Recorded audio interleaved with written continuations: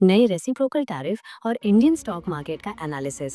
Hello friends, आज हम एक ऐसी पॉलिसी पे बात करने वाले हैं जो इंडिया के इकोनॉमिक फ्यूचर को नया मोड़ दे सकती है। रिसेंटली इंडियन गवर्नमेंट ने यूएस और यूरोप जैसे कंट्रीज पे रेसिप्रोकल टैरिफ लगाए हैं। ये स्टेप क्यों लिया गया? इस टैरिफ वॉर का हमारे इन्वेस्टर्स, फार्मर्स और इंडस्ट्रियलिस्ट्स पे क्या इम्पैक्ट पड़ेगा? क्या इससे मेक इन इंडिया को बूस्ट मिलेगा या इससे महंगाई बढ़ेगी? चलो डिटेल में एनालिसिस करते हैं। Segment 1, basics of tariff. What is a reciprocal tariff? सबसे पहले समझते हैं कि टैरिफ क्या होते हैं। टैरिफ एक टाइप का टैक्स है जो कोई कंट्री इंपोर्टेड गुड्स पे लगाती है।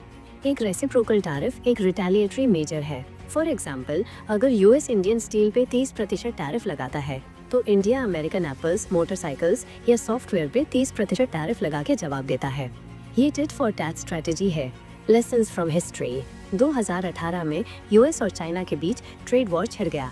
यूएस ने $200 बिलियन के चाइनीज गुड्स पे टैरिफ लगाया और चाइना ने अमेरिकन सोयाबीन और कार्स पे टैरिफ बढ़ा दिया। रिजल्ट, दोनों कंट्रीज में भारी मार्केट वॉलेटिलिटी। हालांकि लॉन्ग रन में चाइना ने अपने डोमेस्टिक प्रोडक्शन को स्ट्रॉन्ग किया। Segment 2, India's new move, which products are affected.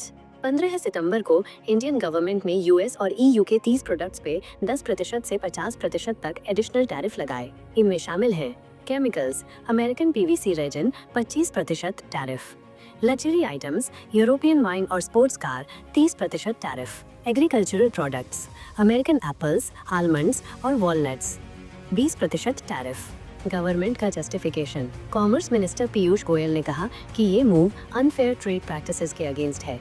US ने पहले इंडियन स्टील और एल्यूमिनियम पे 25% टैरिफ लगाया था, जिससे एक्सपोर्ट में $3.5 बिलियन का लॉस हुआ था। अब इंडिया रिटेलिएट कर रहा है। Segment 3, immediate impact on the stock market which sectors declined which rose. इस न्यूज़ के बाद सेंसेक्स 700 पॉइंट्स गिर गया और निफ्टी 1.5% गिर गया। हालांकि कुछ सेक्टर्स में शार्प राइज देखा गया। चलो सेक्टर वाइज इम्पैक्ट का एनालिसिस करते हैं।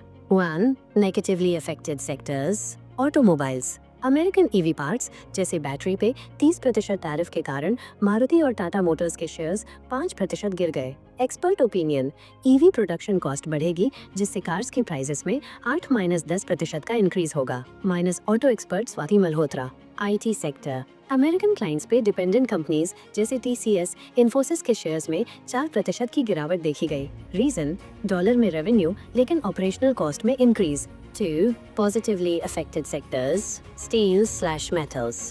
JSW स्टील जोड़ 7% और टाटा स्टील जोड़ 5% के शेयर्स में उछाल आया। क्यों? इंपोर्टेड स्टील महंगा होने से डोमेस्टिक प्रोडक्शन को बेनिफिट मिलता है। एग्रीकल्चर, महाराष्ट्र की हैप्पी फ्रूट्स और हिमाचल की एप्पल प्रोड्यूसिंग कंपनीज के शेयर्स में 12% का जंप आया। अमेरिकन एप्पल्स 20% ज्यादा महंगे होने के कारण इंडियन एप्पल्स की डिमांड बढ़ गई। Segment 4, long term impact, will India benefit. Short term में मार्केट में उतार चढ़ाव होता है, लेकिन असली क्वेश्चन ये है कि क्या ये टैरिफ वॉर लॉन्ग रन में इंडिया को बेनिफिट करेगा? Positive aspects, make in India को बूस्ट। महंगी इंपोर्ट्स डोमेस्टिक कंपनीज के लिए अपॉर्चुनिटीज क्रिएट करती हैं। एग्रीकल्चरल ग्रोथ, इंडियन फार्मर्स को अमेरिकन कंपटीशन से रिलीफ मिलता है। नेगेटिव एस्पेक्ट्स, महंगाई का खतरा, इंपोर्टेड इलेक्ट्रॉनिक्स जैसे आईफोन और लग्जरी गुड्स महंगे हो जाएंगे। ग्लोबल इन्वेस्टर्स में डर, टैरिफ वॉर से FII, foreign institutional investors market से पैसा निकाल सकते हैं। 2018 में यूएस चाइना ट्रेड वॉर के दौरान एफआईआई ने 6 मंथ्स में चाइना से $45 बिलियन निकाले। इंडिया को ऐसी गलती करने से बचना चाहिए। सेगमेंट 5, एक्सपर्ट्स क्या कहते हैं। मैंने famous economist doctor Arun Kumar से बात की। उन्होंने कहा ये टैरिफ दोधारी तलवार है, शॉर्ट टर्म लॉस होगा, लेकिन अगर गवर्नमेंट डोमेस्टिक इंडस्ट्रीज को सब्सिडी और टैक्स रिलीफ प्रोवाइड करती है तो इंडिया 5 इयर्स में सेल्फ रिलायंट बन सकता है। सेगमेंट 6, इन्वेस्टर्स के लिए गोल्डन इन्वेस्टमेंट टिप्स। आप अपने पोर्टफोलियो को कैसे सिक्योर रख सकते हैं? यहाँ कुछ इंपॉर्टेंट टिप्स दिए गए हैं।